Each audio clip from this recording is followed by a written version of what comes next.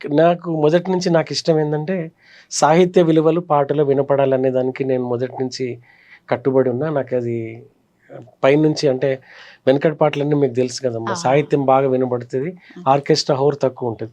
కానీ ఇప్పుడు ఈ జనరేషన్కి వచ్చేటప్పటికి ఆర్కెస్ట్రా హోర్ ఎక్కువైపోయి సాహిత్యం వినబడట్లేదు. కానీ నేను ఆ బాణి నాకు చాలా ఇష్టం. అందుకని నేను కంపోజ్ చేసిన ఆల్బమ్స్ అన్నీ కూడా సాహిత్యం వినబడాలి, ఆర్కెస్ట్రేషన్ ఉండాలి, కానీ దానికి ఎంతవరకు ఉండాలో అంతవరకు ఉండాలి.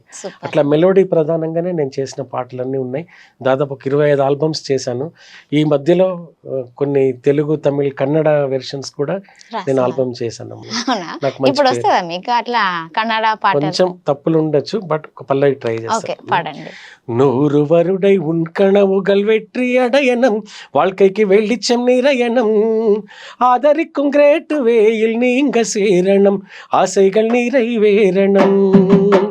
100 வருடை உன் கனவுகள் வெற்றி அடையணும், வாழ்க்கைக்கு வெளிச்சம் நிறையணும், ஆதரிக்கும் கிரேட்டு வேயில் நீங்க சேரணும், ఆశைகள் நிறைவேறணும்.